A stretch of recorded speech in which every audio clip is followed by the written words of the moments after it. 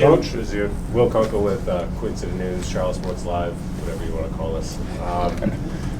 When you're looking at this roster, what jumps out to you? Yeah, obviously, like we just got on the job here just recently, and we haven't done a whole lot of in-depth study yet. We're kind of in that process right now, where we get a chance to kind of look at the roster and make some assessments and things of that nature. But we're far from that right now. Jim, Mike Kay from the Charlotte Observer. You've obviously interviewed for head coaching jobs and had some interest in offensive coordinator jobs over the last couple of years. Outside of the relationship with Frank, why here? Why this role right now? Yeah, because it makes sense in a number of different reasons. And when you say outside of the relationship with Frank, I think that's one of the main reasons. A guy who I've worked with, who I know, he knows me, he knows my strengths are, he knows my weaknesses as well, and there are many. So that's a huge reason. But then also the organization, as you well know, I had an opportunity to visit with Mr. Tepper and Scott and the rest of the crew that were doing the interview process, and felt a really good synergy there as well. So that was also part of it. But the location is great because of the fact that we've been. Most people probably don't know it, but even when we were in the National Football League, we kept our home here in North Carolina. So my kids all became fans. My kids are all around these areas, and my grandkids are around the area. So it makes a lot of sense in that regard. And plus, I'm excited about the team and certainly moving forward. Jim, Joe Person with The Athletic, welcome. How big a role will you have with quarterbacks? My role, and I think Frank probably described it to you earlier, that I'm just going to be a little bit of everywhere in terms of the offense, working with the defense some, and then also with the special teams unit. And so I get an opportunity to kind of move around place to place, room to room, listen, and if there's questions asked of me, I could give my advice and those kinds of things. But specifics in terms of quarterback, we had a lot of really quality quarterback folks in that room with those quarterbacks, so I don't think they need my 2 cents. Jim, Mike Solarte, Spectrum News One. Welcome back to North Carolina. I was around in Wake Forest days 100 years ago. In that role, in terms of that role, is that an attractive idea for you to be able to kind of bounce and go around and add some spice to the gumbo if needed? Well, I think so. I'm excited about it, first of all, because of the fact that I can probably use the bit of experience, the framework of experience that I've had. A lot of it has been sitting in that chair in terms of a head football coach, so maybe I can look at things a little bit more globally. Dom probably could do the same thing, Capers. But I'm really excited about that, and I think it's because of my past experiences why Frank thought I would be a good fit in that realm. To give me a chance, I coached on defense, which a lot of people don't realize, and played defense. So I do have a sense of what happens on that side of the ball, special teams, obviously, and then the offensive realm. So, I have a strong interest in all of them, and perhaps I can add some value here or there. Frank acknowledged that if you guys have success, you guys will, get jobs elsewhere, and that's important to him as well. Was it important for you just to kind of get back into a building as a coach, and if you want to become a head coach down the road, does that make it easier? First of all, I think oftentimes in your career you got to do resets once in a while, right? And so right now, the only thing I'm concerned about is the job that I do here, right here and now. I'm not worried about the future or anything else. I don't plan on being a head coach from this point forward, but my focus is on doing the absolute best job for this organization at this particular point in time. And I don't look any further than that. Some of the younger guys, it's a little bit different, right? But me at my station in life, I want to be as good as I can possibly be in this setting. Brett Jensen with WVT. I'm just curious to that point, to piggyback off of that. It's been since 2019 since you've been in NFL coaching staff. Had you thought or resigned yourself that your coaching days were done? Did you think they were done? Because it's been 4 years. No. Matter of fact, I've stayed active. Even though I may not have been on someone's sideline, I did a lot of consulting, stayed involved in a number of different programs, and did just a lot of evaluations for different teams on different players and things of that nature. So I've stayed involved, and I knew at some point in time I'd get to this point where I am now. So I'm happy about it, where it's located. I didn't have to fly elsewhere, away from my kids and grandkids, and take on this kind of role. Jim, Nick Carboni from NBC here in Charlotte. What's the dynamic been so far with yourself, another former coach, and Dom, Frank, obviously a current head coach. What's the dynamic been when you guys have gotten together, if you have so far, and how will that dynamic benefit this franchise? Yeah, we haven't done much, to be honest with you, because of the fact, everybody's kind of in and out. I got in last Thursday, and there are guys that are still coming in. There's some guys that are here. But I can sense, right away, first of all, that, Frank and Mr. Tepper and Scott, in terms of the selection process, they brought in people that have character. They brought in people that communicate extremely well. They brought in individuals that are really, really competent at what they do. They're experts at what they do. And not only that, they're humble. They have great humility, and they're authentic. So anytime you have that sort of cauldron, right, mixed together, and it's pretty dynamic. So it's been fun thus far, even though it's been a very, very short period of time. Hi, Jim, Coach. Vash Ty here with Carolina Blitz. Understanding you're still evaluating the roster, as you take a quick glance at it, what do you like about this Carolina team as it stands right now? Yeah, those quick glances sometimes get you in trouble. You know what I mean? And but we'd like to take a thorough look at everything, and I'm sure Frank will address that issue and talk about the roster in detail at some point in time with you all. But and the great thing about not being the head coach, there's some questions I don't have to answer, right? Jim, Steve Reed from the Associated Press. I'm just curious, you've been around a lot of teams. Is this one of the more experienced coaching staffs when you look around at other guys that are on this staff right now? I haven't sat down and calculated. I've been around a while, right? I've been on a number of different staffs, a number of different levels, and so I'd have to sit down and really think about it. But everybody obviously understands the quality of individuals that Frank and Mr. Tepper and Scott have put together. I mean, it's a great group of individuals. Jim, in a recent interview, you advocated for Thomas Brown as an up-and-coming coach. I was curious, how much did you play into his interview and his candidacy? And then also, as somebody who has been a head coach and mentioned all of those quarterback voices, how important is it to have a guy like him and Deuce and Campen who have that run game support that you can kind of make it a little bit more personal? You packaged a whole lot into that. This was good. So a great question. So hopefully I'll hit a part, and if I forgot a part, just kind of remind me, right? So in regard to Thomas Brown, we had an opportunity to have him in what we call a quarterback summit earlier last fall. I had a couple of conversations with him on the phone. And knew that he was just a quality candidate. But really, I had very little to do with him here and coming here. And that's Frank and Scott and Mr. Tepper. Those are the guys that make the decisions on that. But I'm certainly glad he's here because I know he's a quality individual with a lot of talent, and he's going to add a lot of value to this organization. And then having the kind of running game minds that Thomas and Deuce and James have to add with your guys' passing game prowess. How does that help you overall as a group? It makes for a really good combination, overall, and I think that was the design, the way Frank had kind of put this thing together, that he does have diversity of thought, as he would say, amongst those individuals that have strengths in certain areas, but I do think that they're going to be able to put together a really good, strong, running game. That's obviously something I think is important to Frank and important to the team, and it's something that's going to make a difference just in terms of the guy that's standing behind the center. If you got a running game to go along with what you do, it makes you a little bit more potent. Jim, Scott Fowler from the Charlotte Observer. Glad to see you again. How would you describe Frank Reich to someone who has never met him before? Because you've had him in a lot of different situations now. I think you guys have seen who he is. He's very, very bright. He's very, very committed.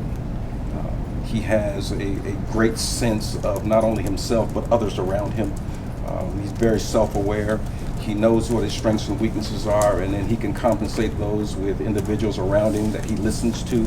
He's got a great ear, and he's got a great feel for people. He can motivate players. Players will get a really good sense of him. They'll gravitate toward him, and they'll want to play hard for him as well. I enjoyed every time that I worked with Frank in a couple different capacities, just his ability to learn quickly and adapt, and then be able to certainly support you in terms of what you're doing and even make it better. So he was a lot of fun to work with. Did you have any background with him prior to Bill bringing him to Indy in 06 or whatever? I did not. Yeah, no.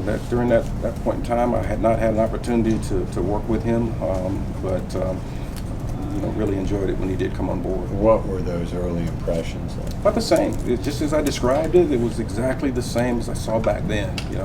And oftentimes guys coming in that have background in terms of being on the field and playing the game. Some of them choose not to go into coaching because of the hours, because of the rigorous, requirements that it takes for you and the demands that it places on you as a person and on your family. They tend to go in a little bit different direction, but you can see right away he was committed and did a tremendous job. You've seen a lot around the NFL. How does Dave Tepper differentiate as an owner? What have you seen from him in your short period of time? You know what? I stay away from, examining and my boss, right? But I can just tell you this, that my initial impression of him, that a very good man, really serious about making certain that he has a great product here, wants to win in the worst way, but he's a great guy to be around, but he's driven, and he's very bright, obviously, and so those are the things I could probably, relate to. Jim, as a former head coach, do you believe that the head coach is only as good as the staff around him? And if that's the case, how is this staff able to elevate Frank? Yeah, I would say that would be accurate, but you might want to throw the players in there as well. Players are a huge part of it. The coaching staff is certainly important to give direction and also teaching the scheme, just in terms of being able to communicate it properly, being able to tell the players the why of what you're doing, and for them to also believe in it. But it's a player's game. It always has been a player's game. And we do have a coaching staff that I do believe, without question, will gain instant credibility because of the fact of their background. Some of them have played in the league for a long time. Others have coached for an extremely long time. And I believe that the principles are sound. And I think when principles are sound, it makes for really sound teaching and communication. So, but I do think that, I know we're talking about, the coaches, that we have, I think, really a lot of good coaches. But you also have to put the players in that mix. This has always been a player's game. How critical is that why piece? Pardon me? How critical is the why piece for the players? Well, back in my day, he asked how critical is the why piece. So back in my day, when I was playing the game, the coaches never told you why. They tell you what to do, and you better do it, right? Well, nowadays it's a little bit different. You got to communicate with these young folks. They want to know why you're doing it. What's the reason behind it? Maybe give you a little history as well in terms of the play or the defense or whatever it might be. And I think that's important. I was always a player too, that even though they told me to do this particular thing and cover this particular quadrant of the field, and I did my job, but oftentimes I would ask myself, I wonder why we're doing it this way, right? Those questions always pop up. So what we try and do, and Frank has always done a great job of it, is try to make certain our guys understand why they're doing what they're doing. Jim, Frank made it clear that he would despise having a bunch of yes men on his staff. How critical is it to not have a bunch of yes men in your role and your relationship with him, being able to tell him he's wrong? Well, yeah, I think that what he's looking for, obviously, are individuals that will speak their mind, will talk about and discuss, exactly what they think about a particular topic, and he wants to be able to weigh that out so he can make his decision. Oftentimes, you'll find that the great communicators, they'll be able to tell you and talk about one side of the equation and then argue it against it as well. But sometimes you can't do that yourself, and you have to have other individuals that do it for you, right? So I think that's where the diversity of thought comes from. So he'll listen to you, which is a great thing, but also if he has a sense of the way he wants to do it, he's going to go ahead and do exactly what he wants to do. Jim, there's been a great deal of attention in the last few years in hiring cycles on improving minority hiring.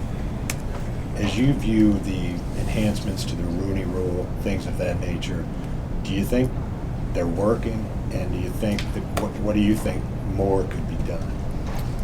Well, number one, when you look at the numbers, they speak for themselves. There's been just volumes and volumes of articles written, reporting on television about the lack of diversity in terms of head coaching position. But there's been a lot of things done in the background to try to improve that. Number one, I think the league and Troy Vincent and Roger Goodell have done just a great job of just trying to scratch and dig and find different ways to enhance that particular position. So they've added the accelerator program, where they give a lot of the top minority candidates in the National Football League to attend the owners meeting, meet with the owners, talk with them, so they're familiar with them, they get a chance to really engage them.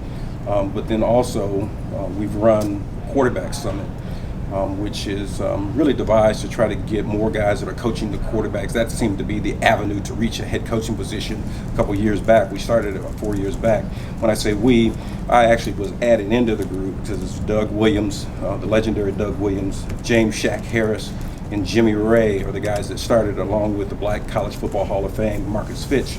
And so they added me within the group. And so what we do is we try to go out in college ranks, wherever, and find quality candidates to bring in. It's education and exposure, both.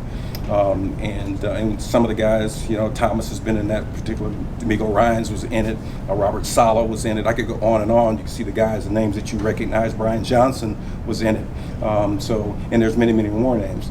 But then also, to couple that, we added what we call the Ozzie Newsome GM form, because the front office also was having some difficulty, making certain that we were filling some of those positions with minority candidates. But you can see a huge uptick in that area. I mean, there's been, I think, 8 now in the National Football League, somewhere around there. I might be off 1 or 2 there. But we have the GM form. Ozzie, obviously, one of the great GMs that our league has ever known, kind of heads it up for us. Just in terms of being named after him, but we brought in a number of different individuals that now are getting themselves in position to be GM. So Retta, also, what I really like to see is the fact that the league is not just talking about it, they're doing something about it. So, and we try to help with that initiative anytime we can. Jim, we've got time for 2 more guys, so let's go Brett, Mike. We'll do 3. Brett, Mike, Deshaun. Thanks. Jim, your threat, even when you were at Wake Forest, you were considered to be innovative on the offensive side and really changing a lot of things, always thinking out the box. I mean, I remember when you offered a 7th grade Chris Leak a full scholarship at Wake Forest. So in terms of that, how much will you still be doing that now in terms of innovative and hands-on with the offense and the offensive coordinator and Frank? I'm an observer. And but yet I can, if they ask me a question, perhaps I'll have some input. But trust me, there's a lot of innovators in that room. There's some guys with unbelievable backgrounds that that have a great amount of experience. And if they need to ask me a question or two somewhere down the line, fine. But for the most part, I'm going to leave that to those guys. Thomas will do a great job. Frank's obviously going to be calling the plays and uniquely involved. And he's always had really potent offenses. And with Josh and the rest of the crew that's in there, obviously Deuce, and you could go on and on. Sean Jefferson has just an unbelievable amount of experience and a great coach as well. So, I think they have enough collaborators in there. I'll work in there with them, but I'm not going to certainly be, one of those guys that does the bulk of the work, and that those guys will get that done for the most part. Jim, to follow up on Will's question from a little while ago, we brought up not having yes man, but Deuce Staley's kind of known for just putting out his opinion. He's very vocal.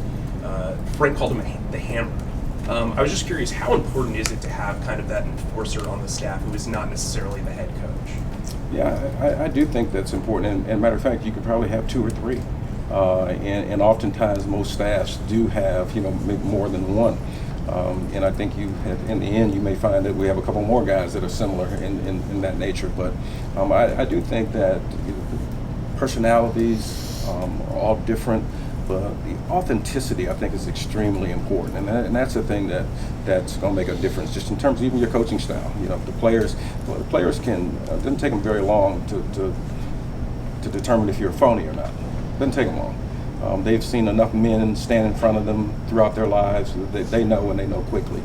So the guys that are here, they're authentic. But not only guys like Deuce, who everybody knows Deuce is outspoken and upfront, but there are several other guys that will share exactly what they think and what's on their mind on any subject.